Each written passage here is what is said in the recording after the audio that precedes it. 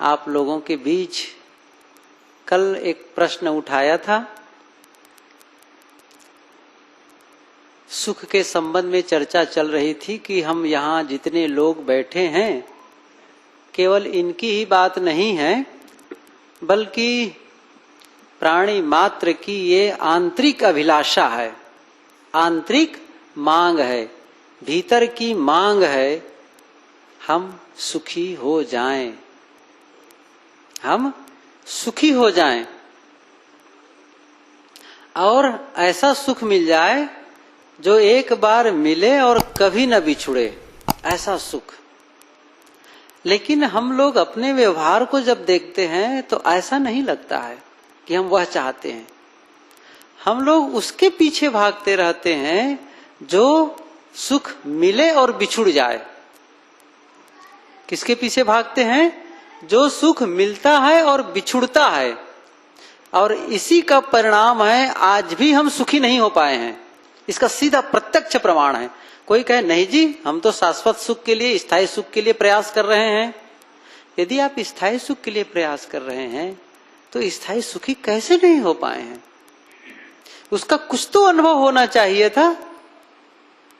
अनादिकाल से हम उसी सुख के लिए भाग रहे हैं जो जिसका आधार स्वयं नश्वर है, स्वयं बिखर जाने वाला है।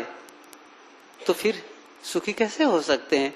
तो मैंने कल उदाहरण दिया था, धन के विषय में कहा था हमारे लिए धन आवश्यक है और आदमी को धन के लिए मेहनत करनी ही चाहिए, आवश्यक है, करना ही चाहिए।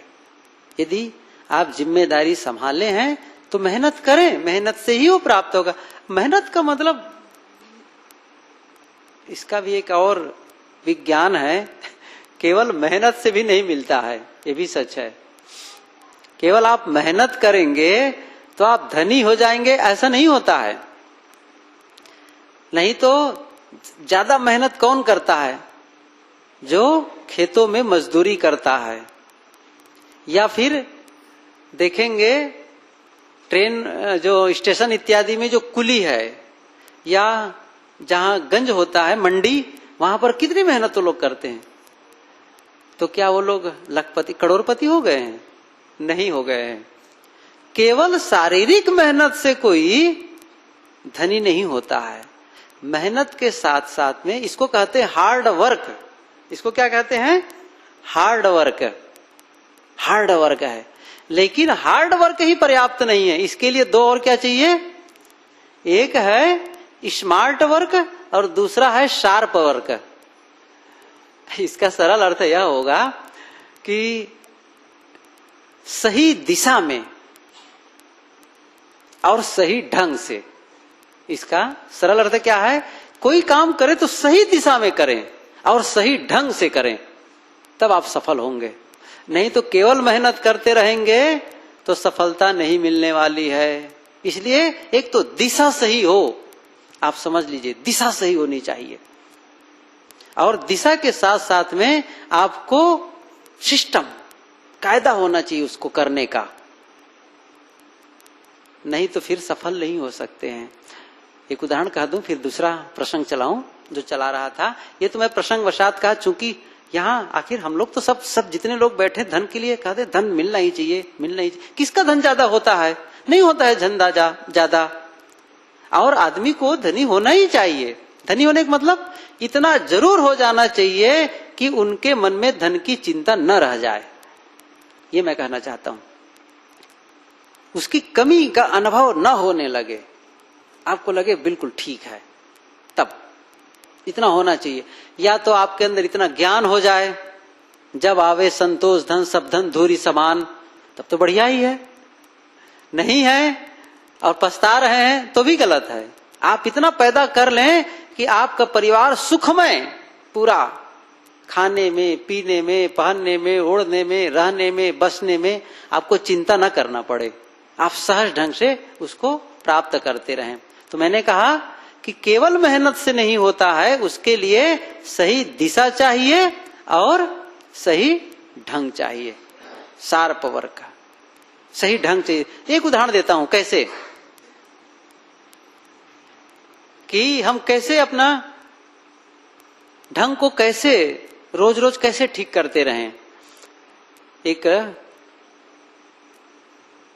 आदमी था ऐसे ही गांव का, वो मजदूरी के लिए जा रहा था दूर, तो एक टिम्बर कंपनी का मालिक, टिम्बर कंपनी लकड़ी वाला, जहां बहुत बड़ा वो लकड़ी का जंगल ले लेता है और कटवा कटवा कर फाड़ करके बेचा करता है, उसको कहते हैं टिम्बर कंपनी। तो वो मालिक उसको देख लिया, ए भैया कहाँ जा रहे हो? कहे मजदूरी करने आया हूं, कोई काम मिल जाए तो मेरे यहाँ करोगे? हाँ हाँ करूंगा। तो ठीक है आओ, देखो ये जंगल है, इसमें लकड़ी काटना है, लकड़ी काटोगे, ये कुल्हाड़ी है, मैं कुल्हाड़ी देता हूं, लकड़ी काटो और आपको मजदूरी मिलेगी, जितना काटोगे उसके आधार पर तुमको मजदूरी मिलती जाएगी।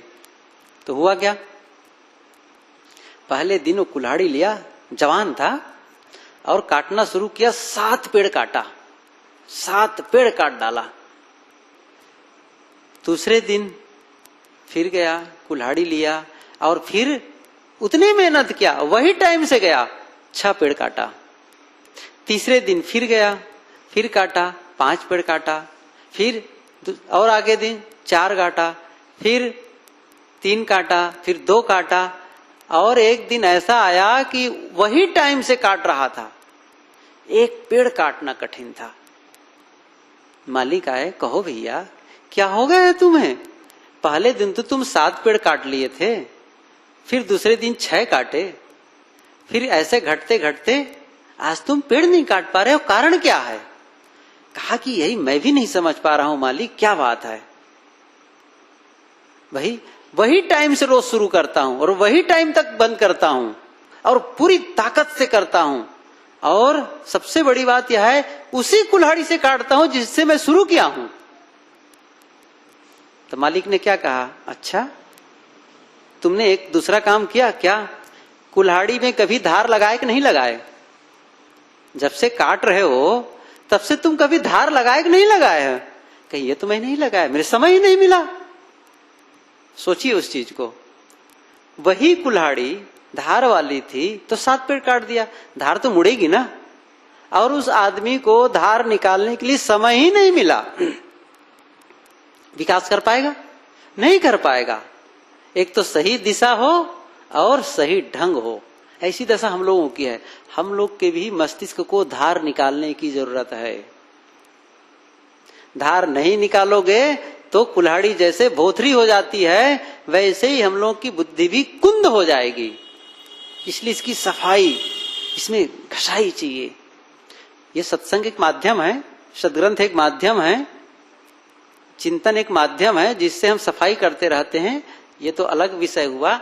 आए फिर से सुख के सागर में गोता लगाएं, थोड़ा से कुछ चिंतन करें कि हम सब सुखी होना चाहते हैं। तो मैंने ये भी कहा था कि सुख के लिए जो हम आधार मानते हैं वह है धन। तो मैंने कहा था कि धन तो चाहिए, लेकिन धन से हम सुखी हो जाएंगे यह जरूरी नहीं है, क्योंकि धन जिसको हम मानते हैं वो धन नहीं है। कैसे? हम किसको मानते हैं? रुपये को, सोने को, चांदी को। लेकिन असली धन क्या है? असली धन है रोटी, असली धन है कपड़ा, असली धन है मकान। जैसे आप जंगल में चले जाएं और आपके अंगूठियों में सोने के अंगूठियां हैं और उसमें हीरे जड़े हुए हैं, और जिसकी कीमत कम से कम 50 लाख रुपए की है, और उस समय आप प्यासे हैं, उस समय आप भूखे हैं, तब क्या वो हाथ में लगी सोने की अंगूठी और हीरे आपकी प्यास मिटा सकती है? भूख मिटा सकती है? नहीं मिटा सकती है। वहां कोई दुकान नहीं है कि बेच लो। आपको उस समय सोने की जरूरत नहीं है, चांदी की जरूरत नहीं है, रुपये की जरूरत नहीं है। किसकी जरूरत है? जिससे आपका प्राण बच जाए। वो कौन है? वो है पानी। वो कौन है? रोटी। तो असली धन कौन सा हुआ? असली धन है रोटी। अब चूंकि इससे हम खरीद करके पा सकते हैं तो उसको भी धन माना जाता है, लेकिन असली धन हमारे जीवन के लिए है रोटी। तो ठीक है, उसके लिए हम मेहनत करते हैं, धन चाहिए, लेकिन वो स्थायी सुखी हमको नहीं बना सकता है। दूसरी बात यह है, मैं पदार्थों के ही विषय में चर्चा कर रहा हूं, आता है भोजन। भोजन से भी हम सुखी नहीं होते हैं। भोजन से सुखी होते हैं, सुबह खाते हैं किससे समय तक के लिए, दोपहर तक, दोपहर खाते हैं शाम तक, शाम तक खाते हैं सुबह। छत्तीसगढ़ में एक कहावत है, आप लोग भी कहते होंगे, पेट के नाम जगजीता, सांझे खाए बिहनिया रीता। शायद आप लोग कहते होंगे ये जगत को जीतने वाला है, शाम को खाओ और सुबह फिर खा ली। तो कहां सुखी हो गए, खा तो रहे हैं कब से। यदि खाते खाते सुखी हो जाते तो सुखी हो गए होते। तब लोग कहते नहीं जी, ये चावल दाल सब्जी रोटी खाने से थोड़े सुख मिलता है। तो किससे मिलता है, लड्डू हो, पेड़ा हो, बर्फी हो, गुलाब जामुन हो तो सुखी हो जाएंगे। तो हम एक काम करते हैं, आपके सामने 5 किलो लड्डू लाके रख देते हैं और आप खाना शुरू करें, बड़ा सुख मिलता है ना। तो एक लड्डू खाएंगे तो सुख मिलेगा, दूसरे लड्डू से आपकी सुख की मात्रा और बढ़ जाएगी, तीसरे से और बढ़ जाएगी, चौथे से और बढ़ जाएगी, और आप 50-60 लड्डू खाएंगे ज्यादा सुखी हो जाएंगे। ऐसा होता है, सब लोग समझ सकते हैं नहीं, उल्टा होता है। कैसा अद्भुत है नियम। पहले लड्डू में जो सुख मिलेगा, अर्थशास्त्र का ये नियम है कि प्रथम ग्रास में जो सुख मिलता है दूसरे में कम हो जाता है, तीसरे में फिर कम, चौथे में और कम, ऐसा वो घटते घटते घटते शून्य। इसको एक ग्राफ, यहां पढ़े लिखे लोग बैठे हैं, ग्राफ पढ़े ना, ग्राफ। ग्राफ ऊपर से जब नीचे गिरता है तो क्या होता है, ग्राफ।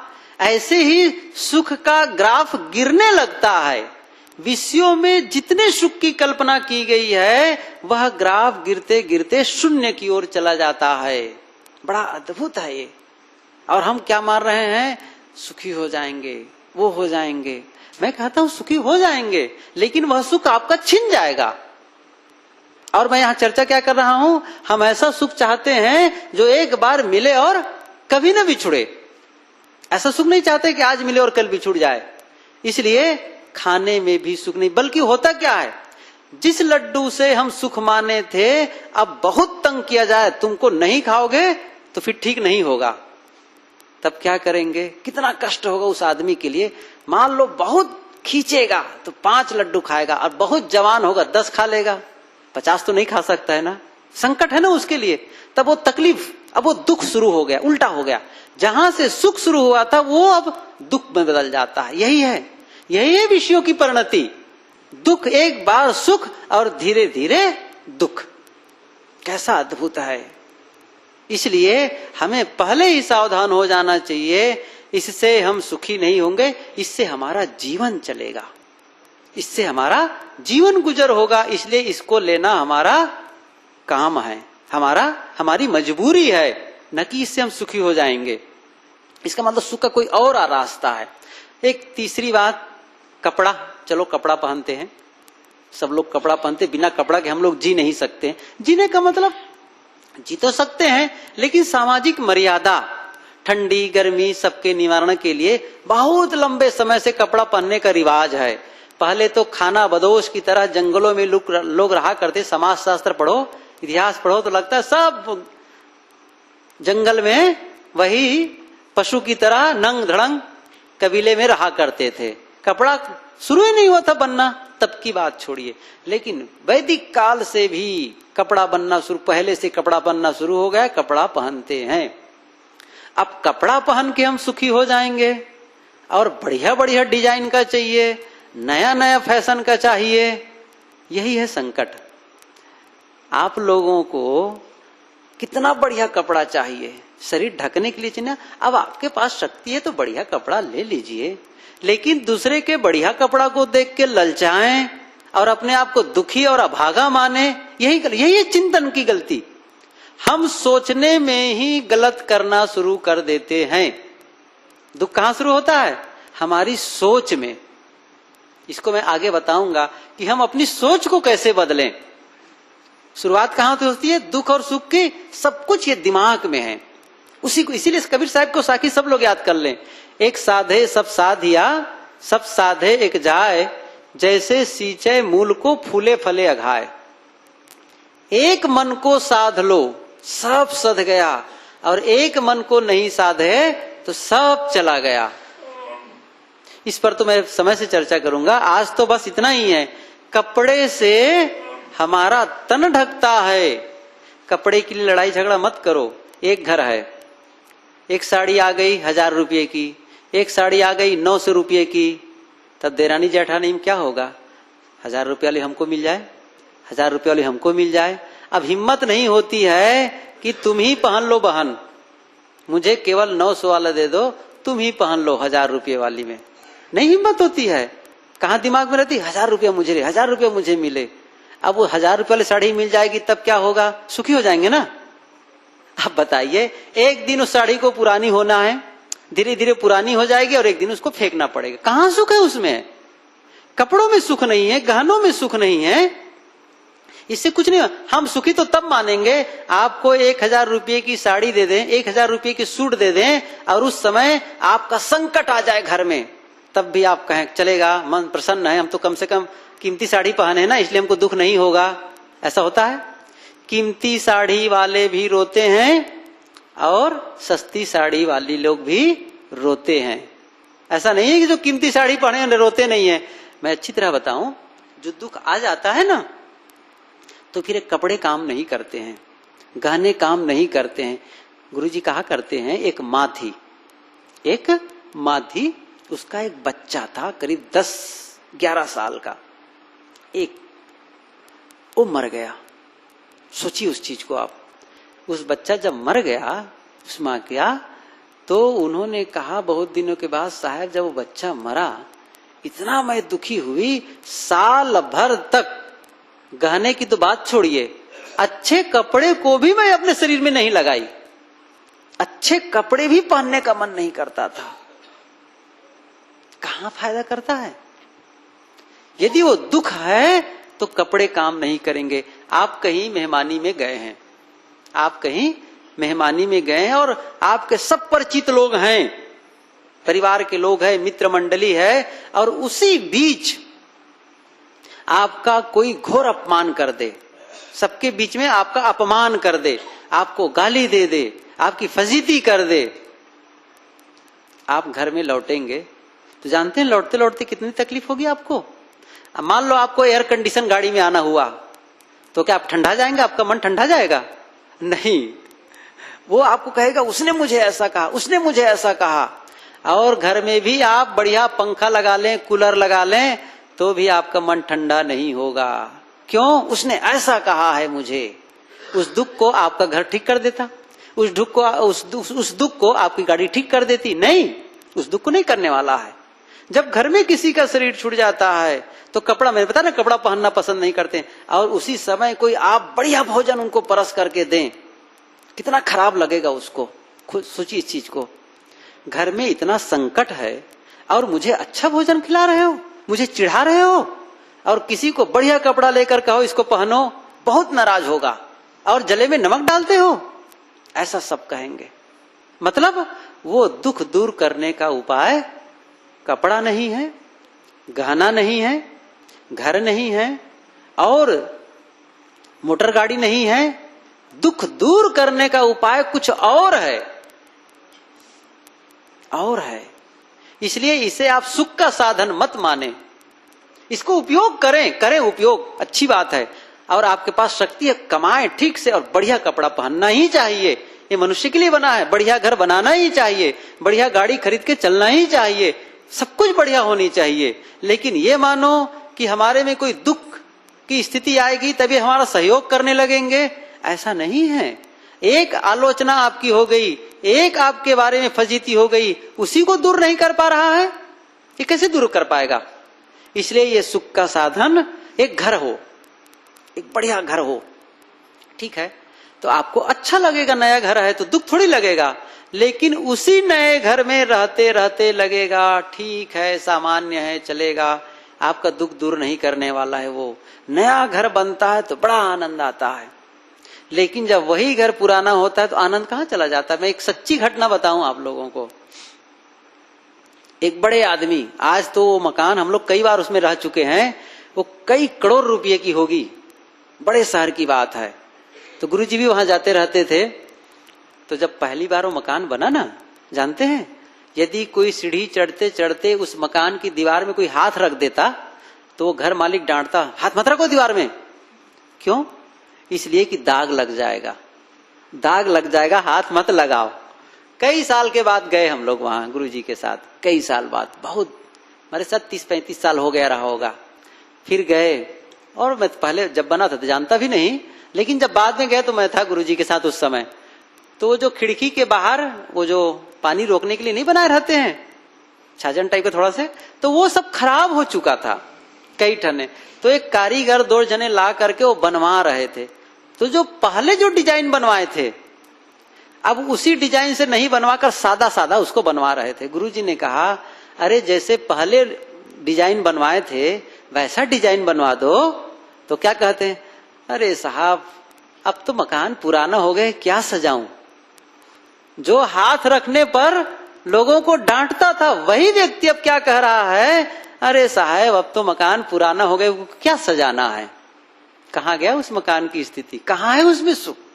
आरंभ में जो सुख मिलता था, जो शांति मिलती, एक स्थिति आती है, हम कहते हैं बड़ा सुख लगता है, कुछ नहीं होता है उससे। मैं आपको एक दूसरी सच्ची घटना बताऊं। सूरत में गुरु जी का आश्रम है, यहाँ कई भक्त लोग सूरत आश्रम देखे हैं। तो सूरत आश्रम में जब गांव का एक आदमी था, उनके घर मेहमान आए थे, उनके दामाद और कई लोग, 3-4 लोग। तो स्वाभाविक होता है चलो भाई आश्रम घुमाए, दिख रहा है वहां से। तो वो लोग उन अपने घर वालों को, मेहमानों को लेकर के आश्रम में आए। मैं ऊपर बरामदे में एक फ्लोर ऊपर बैठ करके कुर्सी पर बैठ के धूप ले रहा था और पुस्तक पढ़ रहा था। देखे आए, मैं भी उनके लिए कुछ बैठने के लिए लगा दिया। जैसे मेरे पास आए तो उनके जो मेहमान थे वो कहते हैं कि महाराज जी जैसे अंदर आए बड़ी शांति मिली। चुपचाप रहा। दूसरी बार फिर वही बात, महाराज जी जब अंदर आया तो बड़ी शांति मिली। फिर भी सुन लिया। तीसरी बार फिर वही बात, महाराज जी जैसे अंदर आए तैसे बड़ी शांति मिली, यहां बहुत बढ़िया है। अब तो मुझे कहना ही था। मैंने कहा हाँ आपका कहना सच है, बड़ी शांति मिली यहाँ आने पर, लेकिन यह जो आपको शांति मिली है यह शांति थोड़े समय के लिए है। क्यों? ये बाहर की है, ये बाहर की शांति है, ये आपके काम आने वाली बहुत देर तक के लिए नहीं है, कुछ देर तक के लिए है। आपको असली शांति तब मिलेगी जब वो आपके भीतर से निकले। ये बाहर की परिस्थिति, बाहर का बात, सन्नाटा। आश्रम में जब जाएंगे वहां कभी सूरत में, तो बाहर से कोई आवाज नहीं, मोटर गाड़ी भी दूर चलती है, चारों तरफ आम के बाग लगे हैं, गन्ने के पौधे बहुत दूर दूर तक उसमें हैं, अपने आश्रम में भी कई पेड़ लगे हुए हैं। तो वहां पर जाने पर लगता है सन्नाटा है, इसलिए तो मैं कहा बाहर का है ना, इसलिए छिन जाएगा। आपके भीतर से जब तक शांति नहीं आएगी तब तक ये शांति काम आने वाली नहीं है। मैंने कहा देखो, आपको हम कोई कह दे आपको इस आश्रम में 1 महीना रहना है, आप कहे ना आते ही बड़ी शांति मिली, 1 महीना रहना है, ऐसा कोई कह दे तो जानते हैं आपकी क्या दशा होगी।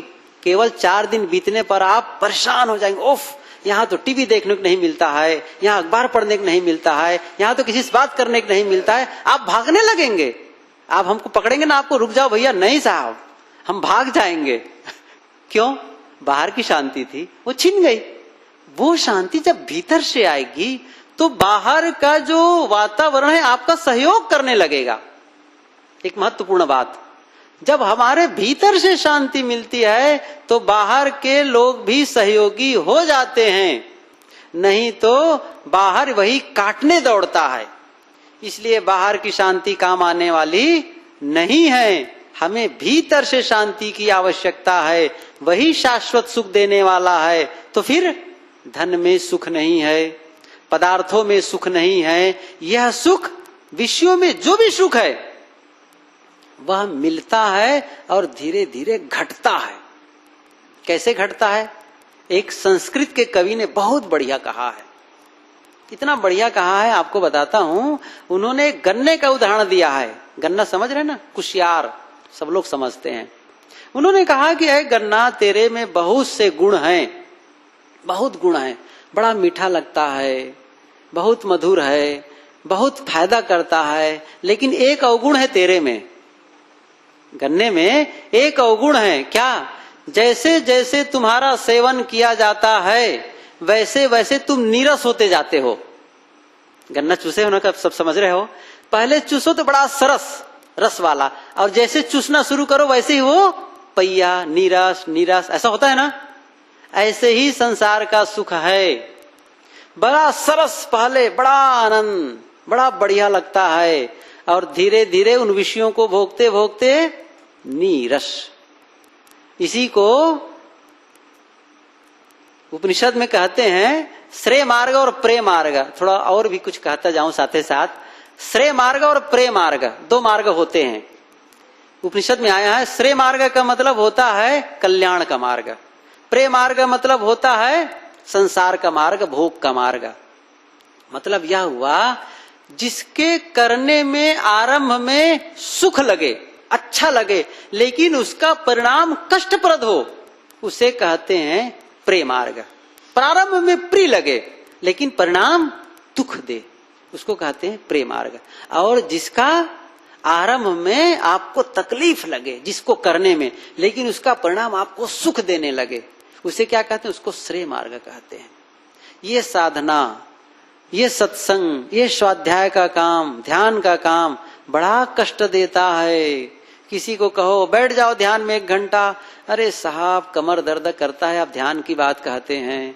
पढ़ो भाई थोड़ा बहुत, आंख दिखाई नहीं देता साहब, आप भी पढ़ने की बहुत बात कहते, समय कहाँ मिलता है। कितना कष्ट है, बहुत कठिन है। कहा जाता है कोई यदि क्रोध करे तो क्षमा करो, कैसे क्षमा कर देंगे? बड़ा कठिन है, बड़ा कठिन लगता है ये मार्ग। लेकिन आपको वही कठिन मार्ग जब आप करने लगते हैं बाद में सुख देने लगता है। अर्थात जो साधना का मार्ग है उसे कहते हैं निरस्ता से सरसता की ओर, और भोग का मार्ग क्या है? सरसता से निरस्ता की ओर। पहले सरस लगेगा बाद में नीरस होता है, वह है भोग मार्ग। और साधना का मार्ग, कल्याण का मार्ग क्या है? शुरू में नीरस, अच्छा नहीं लगता है, क्या सत्संग वही बेकार की इधर उधर की बातें कहते हैं, कोई पसंद नहीं आता है, लेकिन आपको रुचि आने लग जाएगी, ऐसा करने लग जाएंगे तो आप देखेंगे फिर कैसी सरसता बढ़ते। जस दुख देख रहु यह अवसर, सदगुरु कबीर कहते हैं जस दुख देख रहु यह अवसर, असुख ही हो पायो हो। आपको खेती करने में कम मेहनत पड़ती है। अभी ये सब माताएं, आप लोग भी निराई करने जाते हैं, खेत में उतरते हैं, इस हाथ में पैर में कीड़े चढ़ते हैं, परेशान करते हैं। बुआई करो तो परेशान, पैर डूबा रहता है पानी में, ऊपर से धूप, कभी पानी कभी कुछ, कम मेहनत है। लेकिन जब फसल काटने जाते हैं तब कैसा लगता है? तो शुरू में कष्ट तो सहना ही पड़ेगा ना। अब आप कहो नहीं जी पहले हम सुख पालेंगे, ऐसा नहीं चलता है। आपको कुछ पाना है तो पहले आपको देना पड़ेगा, पहले आपको कीमत चुकानी पड़ेगी, तभी आप फल पाएंगे। कुछ बोइए तब काटिए। इसलिए सुख ऐसा नहीं मिलता है। संसार के जो पदार्थ होते हैं बाद में चल करके वो दुख दे, ऐसा होता मिलते और बिछुड़ जाते तब तो कोई बात नहीं है, लेकिन वो दुख छोड़ करके जाते हैं। सबसे बड़ी समस्या यही है। मैं आगे इसको बताना चाहूंगा। अब इन पदार्थों के बाद दूसरा नंबर क्या आता है? पदार्थों के सब हम अलग अलग देख लिए, धन के बारे में, कपड़े के बारे में, खाने पीने के बारे में, सब घर मकान के बारे में, गाड़ी मोटर के बारे में। शुरू में जब गाड़ी आती है आप लोग को अनुभव होगा, पहली बार मोटरसाइकिल यहाँ कई लोग ला चुके हैं। जो पहली पहली मोटरसाइकिल लाते ना, पता है यदि कहीं से आएंगे भखारा से और धमतरी से, तो पहले मोटरसाइकिल को खड़ी करेंगे, पहले उसको पोंछेंगे तब कपड़ा बदलते हैं। ऐसा होना है अनुभव? मोटरसाइकिल पहली बार आएगी ना तो पहले मोटरसाइकिल की सफाई करेंगे, नई गाड़ी है, तब जाकर के कपड़ा बदलेंगे, अपना हाथ पैर धोएंगे। और वही चलाते चलाते कहीं साल भर हो गया, तब मिट्टी लग गई, सप्ताह में 1 दिन धो दिए तो बड़ी बात है, वो मोटरसाइकिल का सौभाग्य है। कभी धुलाई कर दिए तो, नहीं तो कोई चिंता नहीं है। और 2-3 साल हो गया, परेट ही गाड़ी सेकंड हैंड क्या हाथ ना इसको चलाएं। अब देखिए पहले दिन गाड़ी का कितना आनंद था, अब वो धीरे धीरे धीरे करके गया ना काम से, धीरे धीरे माइनस होता चला जाता। ऐसे ही सब सुख छूटता है। और हम क्या माने, इन सब से हमको स्थायी सुख मिल जाएगा। दूसरा पक्ष क्या है, प्राणी। ये हुआ पदार्थों की बात। अब हम प्राणियों को देखते हैं। कई पदार्थों में तो सुख नहीं मिलता है, प्राणी के मिलने पर हम सुखी हो जाएंगे।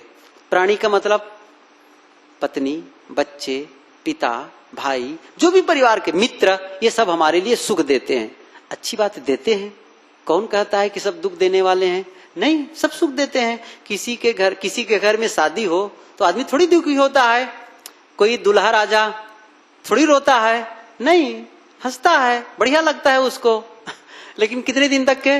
अब कहने की जरूरत भी नहीं है, वैसे सब लोग का अनुभव है, उसमें कहने की क्या बात है, सबको अनुभव है, सब समझते हैं। एक बार गुरुजी के साथ हम लोग पता नहीं नागपुर से यहीं कहीं रायपुर या दुर्ग आ रहे थे, मुझे अच्छी तरह याद है। साइड में लोअर बर्थ में कुछ लोग बैठे थे कि गुजरात से आ रहे थे, लेकिन यही रूट था, छत्तीसगढ़ ही आ रहे थे। अब हम लोग गुरुजी के साथ सब बैठे हुए थे, तो एक भाई दूसरे का सब आपस में हंसी मजाक कर रहे थे। हंस ले आज, कल से तुझे रोना है। तब गुरुजी ने कहा, कहो भैया क्यों ऐसा कहते हो? कहीं महाराज जी ये दुल्हा है, सब बाराती जा रहे हैं, यहाँ पर 50-60 लोग हैं, कल इनकी शादी होने वाली है, आज भर हंस ले, कल से तो रोना चाहिए इनको। कहने का मतलब यह है, शुरू में तो हंसी आती है, लेकिन क्या शादी के मौसम में जो हंसी रहती है, क्या वही 50-60 साल के बाद रहती है? कहाँ गया वो सुख? मतलब वो धीरे धीरे खत्म हुआ ना। अब आप कहेंगे पत्नी का मन बदल गया, पति का मन बदल गया, नहीं, मन बदलेगा ही, शरीर बदल गया, चेहरा बदल गया, जिम्मेदारियां बदल गई, लेकिन हमारा ये मूर्ख मन यही चाहता है कि वैसे ही बना रहे। दुख कहां है? मैं एक परिभाषा देता हूं, दुख कहां है? दुख उसे कहते हैं जो हम चाहते हैं वैसा नहीं होता, और जो नहीं चाहते हैं वह हो जाता है। यही है ना? जो हम चाहते हैं वैसा नहीं होता, और जो नहीं चाहते हैं वह हो जाता है, वो हमारे लिए दुख है। और उसको और थोड़े में कहूं, मन के अनुसार न होना ही दुख है। हमारे मन के अनुसार जब नहीं होता है तब हम दुखी हो जाते हैं। किसके किसके मन के अनुसार हुआ है? आपका मन कितना अच्छा है आप समझ सकते हैं। क्या आपका मन इतना अच्छा है कि आपके मन के अनुसार सब होए? क्या आपके मन के अनुसार जब होने लग जाएगा तब कहेंगे कि अब तो पानी भी मेरे अनुसार से बरसे? वो गुरुजी कहानी बढ़िया कहा करते हैं। कौन सी कहानी? अरे वो केवट वाली, यहां तो कई बार कह चुके हैं, मैं एक फिर से याद दिला दूं। केवट एक नदी किनारे रहा करता था, तो उसका मड़ैया जो छपरा था घर, वो नदी की बाढ़ जब आती थी तो छपरा बह जाया करता था उसका घर। एक दिन वरुण देवता, जो पानी का देवता है, हो सकता है सिंचाई विभाग का कोई मंत्री रहा होगा, लेकिन चलो वरुण देवता मान लो, तो वो जो वरुण देवता है वो घूम रहा था, तो देखा केवट को, उन्होंने अनुनय विनय किया, भगवान आप दर्शन दिए, हम लोग हमारा बड़ा सौभाग्य है, हमारे लिए कुछ करिए, कहो भाई क्या चाहते हो? कि भगवान हमारे जो घर है ना, हर साल बाढ़ में ये पानी से बह जाता है, आप ऐसा करिए हमको एक मकान बनवा दीजिए। ठीक है भाई, मकान हो जाए तुम्हारा छपरा, मैं कहता हूं मकान हो जाए। अब भगवान का कहना था, वो तो होना है तुरंत। जब घर में गया तो देखा वो छपरा हट करके आपके साहू सदन बना है ऐसे बढ़िया बिल्डिंग, और उसको जो पत्नी थी ना, वो तो कहीं कंडी बिनने गई रही होगी, छेना वही इधर खरसी वरसी बिनने के लिए खेत खार में, वहां से वही टूटा सा झुआ पकड़ के आ रही थी। कहा ये किसका घर है? अरे आओ आओ तुम्हारा ही घर है। नहीं नहीं हमारा घर नहीं। अरे आओ तुम्हारा ही घर है। हमारा घर कैसे है? अरे वरुण देवता ने हमको कृपा की है, उनके आशीर्वाद से अब तुम्हारा छपरा नहीं है, घर बन गया। वाह। पत्नी क्या कहती? तुम भी बड़े मूर्ख हो, वरुण देवता को जब मांगे ही तो घर क्यों मांगे?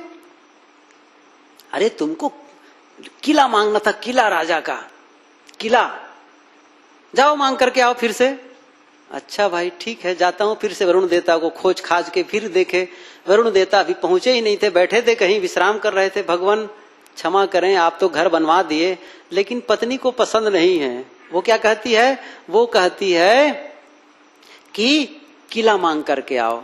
ठीक है भाई जाओ किला ले लो। तो गया तो बहुत दूर तक के परकोटा, उनका बहुत बड़ा किला। फिर आया, बहुत बड़ा किला। तब आए का, ओफो तुमको मैं क्या समझाऊं, मांगे लेकिन ठीक नहीं माने। क्या हो गया, किला तो कहे थे। अच्छा बताओ किला किसका होता है, राजा का। राज मांगे, कहिए तो गड़बड़ हो गया। तो राज के बिना क्या मतलब निकलता है किला से, तो जाओ राज मांग करके आओ। गया फिर वरुण देवता के पास, भगवान आप तो किला दे दिए लेकिन राज्य तो दिए नहीं, आखिर क्या मतलब निकलता है किला से। अच्छा भाई ठीक है, राज्य ले लो। कहाँ का राज चाहिए, छत्तीसगढ़ का ले लो। रमन जो है ना, रमन जी को थोड़ी देर के हटा देते हैं, चलो भाई तुम बैठो। उनको कह दिया, रमन को हटा दिया गया और किनको बैठा दिया, केवट को। अब पत्नी ने कहा ठीक तो है, अब तो तुम मुख्यमंत्री हो गए छत्तीसगढ़ के, लेकिन अभी भी सोनिया गांधी और आपके प्रधानमंत्री कौन, मनमोहन सिंह नजर आपके ऊपर, एक तो विरोधी पार्टी है तो तुम्हारे ऊपर थोड़ा से अच्छा प्रभाव नहीं है उनका। तब क्या करें, जाओ वहां का प्रधानमंत्री बन के आओ पूरे भारत का। फिर जाकर कहे, भगवान मुख्यमंत्री तो ठीक है लेकिन थोड़ा दर्जा कम है, आप भारत के ही प्रधानमंत्री बना दीजिए ना, पूरे देश का राजा। जाओ भाई देश का राजा बन जाओ। अब वो क्या किए, मनमोहन सिंह को हटा करके उसको प्राइम मिनिस्टर बना दिए। लेकिन पत्नी को पसंद नहीं आया। लेकिन अभी भी अमेरिका वाले परेशान करते हैं, ये चीन वाले दादागिरी करते हैं, ये क्या कहते हैं पाकिस्तान के लोग परेशान करते हैं, ऐसा करो पूरे दुनिया का हम मालिक अकेले हो जाएं। अच्छा फिर गया, कहा भगवान एक बार और कृपा करिए, इस पूरी दुनिया का मैं मालिक हो जाऊं। अच्छा है भाई, चलो तुमको अब हम पूरी दुनिया का मालिक बनाते हैं, पूरे इसमें जितने देश हैं सबके मालिक हो गए। तो आया, आप देश का मालिक क्या पूछना है, पूरे देश का मालिक। पत्नी ने कहा नहीं, एक गलती हो गई, क्या बच गए। फिर अभी क्या होता है, हम चाहते जब पानी हम नहीं चाहते तो भी पानी गिर जाता है। देखो ना छत्तीसगढ़ में कितना पानी गिर रहा है, पानी मत गिरे फिर भी पानी गिरता है। और जब चाहते हैं तो पानी नहीं गिरता है, जब चाहते हैं तो सूर्य निकले, जब चाहे तो सूर्य न निकले। हमारे अनुसार सब हो, जब चाहे तो पानी गिरे, जब चाहे तो पानी न गिरे, जब चाहे तो सूर्योदय हो, जब चाहे तो सूर्य अस्त हो। हम चाहे जो कर सकें, हम चाहे स्त्री को पुरुष बना दे, पुरुष को स्त्री बना दे, चाहे जैसा करें, हमारे अनुसार पूरा संसार में सब काम होना चाहिए। फिर गया वो मांगने के लिए, ऐसा ऐसा कहती है पत्नी। कहा कि तुम अब मर्यादा से ज्यादा चले गए हो, क्या करो, फिर तुम वही झोपड़े में चले जाओ। सब कुछ छीन लिया और फिर वही झोपड़ी में जा करके रहना पड़ गया। ये कहानी है, किसी के कहने से ऐसा होता नहीं है। मैं ये कहना चाहता, मैंने क्या परिभाषा दी थी, हमारे मन के अनुसार नहीं होता है तब हम दुखी हो जाते हैं। कब होगा, आपको यदि विश्वपति भी बना दिया जाए, प्राइम मिनिस्टर बना दिया जाए, तो भी तो सुखी नहीं होने वाले हैं। साहब कितना बढ़िया कहते हैं, एक साधे, फिर से याद करिए, एक साधे सब साधिया, एक मन को साधो। और उसी के लिए संकट है। तो मैंने क्या कहा, पदार्थों में सुख नहीं है, पदार्थ हमारे जीवन के लिए। कपड़ा पहनो, लेकिन ये मत समझो कि कपड़ा मिल गया तो हम सुखी हो गए, ठीक है, या गहना मिल गया तो हम सुखी हो गए, नहीं। आपका लिए ठीक है कोई सुख नहीं होने वाला है, असली सुख कहीं और है। मैं कल अब प्राणियों पर कहूंगा कि हम लोग सोच रखे हैं ना कि प्राणी मिल जाए, पत्नी मिल जाए, बच्चे मिल जाए, मित्र मिल जाए, वो मिल जाए तो हम सुखी हो जाएंगे। उससे भी सुख नहीं मिलेगा। कैसे नहीं मिलेगा, उसको मैं कल चर्चा करूंगा और आगे दिन फिर बताऊंगा। शाश्वत सुख, जो असली सुख है, जिसकी हम तलाश करते हैं, जो एक बार मिलने पर कभी नहीं बिछुड़ता, वो कहाँ है, वो कैसे मिलेगा, इसको भी मैं आगे दिन में बताऊंगा। आज घड़ी बिल्कुल फटाफट 8 की ओर कांटा जा रहा है, इसलिए बोलिए सद्गुरु देव की। अच्छा, आप लोग क्या जय धीरे से बोले हैं क्या, कैसा लगता है, और जोर से बोलेंगे, थोड़ा बोलिए जोर से एक बार, सब लोग बोलेंगे। कौन जय नहीं बोलेगा, हाथ उठा दो पहले से। थोड़ा जोर से जय बोलो। बोलिए सद्गुरु कबीर साहेब की जय। बढ़िया, ऐसे ही बोला करो। कल सुबह ध्यान होता है, ध्यान तो रोज होता है। सुबह क्या होगा, 6 बजे से 7:15 7:30 तक ध्यान, और ध्यान के संबंध में कुछ बातें। ध्यान सबको करना चाहिए, सबको करना चाहिए। आप कहेंगे ध्यान नहीं लगता है साहब, मत लगे, तो भी करो। करो, कैसे करें यही मैं बताने जा रहा हूं। अगले दिनों में जो सुबह के सत्र में यही बताता हूं। लेकिन जिनको समय मिले वे जरूर आए। जबरदस्ती नहीं करना है। काम धाम घर छोड़ के आ गए तो घर के लोग कहें जाओ ध्यान में तुम, और फिर डंडा उठाने लग जाएं, ऐसा नहीं। घर का काम पूरा करके आओ। और घर में काम है तो मत आना, ये भी सच है। लेकिन घर में काम नहीं है तो भी आप इधर उधर टहलते रहें, ये गलत है। आपके पास समय है तो जरूर आओ, समय नहीं है तो घर का काम करो, कोई बात नहीं है। लेकिन ध्यान के बारे में आप लोग को भी ख्याल करना चाहिए। सुबह आए, उसमें साधना संबंधी बातें मैं कहना चाहूंगा। हमारे लिए कितना आवश्यक है ध्यान। ये हमारा मन सबसे ज्यादा दुख देता है। हमारा मन सबसे ज्यादा क्या देता है? हमारा ये मन। और मन कहाँ है उसी को बताऊंगा मैं एक, आप सब लोग बैठे थे इसलिए एक बात कह देता हूं। ये आप लोग देख रहे हैं, एक टार्च है, इसको हम आत्मा माने। क्या माने? आत्मा। ख्याल करिए, ये आत्मा नहीं है, लेकिन मैं कल्पना करता हूं। ये क्या है? सब के अंदर जो जीव है ना, वैसे ही एक जीव, और जीव के चारों तरफ, ख्याल करिए, चारों तरफ क्या है? विचार, मन। क्या है? जैसे हमारे पास आत्मा है ना, इसके चारों तरफ विचारों का एक पुंज है, ऐसा पूरा है कि नहीं है? चारों, हम जब भी उठते हैं तो सबसे पहला मन में विचार आ जाता है पूरा। ऐसे मानो चारों, कल्पना बता रहा हूं, ऐसा नहीं कि ऐसा हो, लेकिन चारों तरफ मानो आपके विचार विचार विचार, सोच, मन मन पूरा भरा हुआ है। और यह मन गंदा हो, मलिन हो तो इसकी क्या दशा होगी? आत्मा की कल्पना कर लीजिए आप लोग, क्या होगी दशा? जैसे आप एक ऐसे गांव में रहें जिसके चारों तरफ लुटेरे, चोर, बदमाश, हत्यारे हों, कितनी दशा होगी आपकी? विभीषण की तरह होगी ना दशा। जो उनकी दशा विभीषण की थी रावण की लंका में, वही दशा होगी। चारों तरफ आपको खाओ खाओ, और छोड़िए, चारों तरफ सांप, बिच्छू, बहुत बड़े बड़े जहरीले जंतु हों, और आपको कहे खड़े रहो यहीं। आप जानते हैं कितने संकट में होंगे आप? वो तो बहुत कम है। हमारे मन में न जाने कितने जहर और न जाने कितने बिच्छू और कितने सांप बैठे हुए हैं। और यह आत्मा की दशा क्या होगी आप समझ सकते हैं। और वही आत्मा के चारों तरफ अच्छे लोग हों, अच्छी चीजें हों, तो उसका क्या आनंद आएगा उसको। हमको यही काम करना है, उस गंदे मन को ठीक करके, निकाल करके अच्छे मन को स्थापित करना है। ध्यान का सबसे बड़ा काम यह है। आप लोग को मैं इसलिए बता रहा हूं, ये सबसे बड़ा काम है। अपने मन की एक प्रकार से ब्रेन वॉशिंग करना है। मस्तिष्क की पूरी धुलाई कर देने की जरूरत है। और जिसका मन ही साफ हो गया, बचा क्या फिर? बहुत बढ़िया हो जाएगा। सब लोग कहेंगे ओफो, हम क्या जिंदगी अभी जी रहे थे, अब कितना अच्छा लगने लगा है। मैं सारी बातें को आज ही प्रवचन में भी कह दूंगा, उन सब चीजों को, कि हम क्यों क्रोध करते हैं और क्रोध से हम छुटकारा कैसे पाएं। मैं एक विधि बताना चाहूंगा आप लोगों को कि क्रोध से हम कैसे छुटकारा पाएं। क्रोध करते हैं तो हम कैसे होता है उसका प्रभाव। क्षमा क्यों नहीं कर सकते, क्षमा कैसे करना चाहिए, उन सारी चीजों को मैं जब भी ख्याल आता जाएगा मैं बताते जाऊंगा। हम सुखी कैसे, हम कैसे सहन कर सकते हैं, ये सारी बातों को आपको समझना पड़ेगा। तब जाकर के जीवन बदलता है, यूं ही नहीं बदल जाता है। जीवन बहुत महत्वपूर्ण है, बेहद अनमोल है, इसको यूं ही गुजर जाने न दीजिए आप लोग।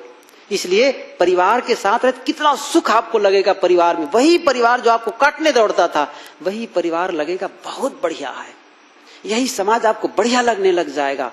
फिर आप लोगों के देख करके आप नाराज नहीं होंगे, मन में जहर नहीं भरेगा। आपको जहर को निकालना है। सबके भीतर जहर है, उस जहर को निकालने की जिम्मेदारी हमारी है, हम निकाल सकते हैं।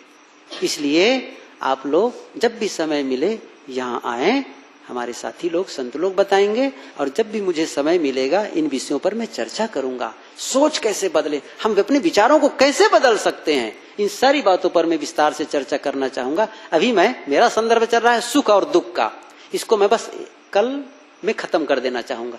फिर मैं एक दूसरा संदर्भ लेना चाहूंगा जो सुख के दूसरा साधन है। इसलिए आप लोग ध्यान में आ सके, अच्छी बात है। और शाम के तो जरूर आए।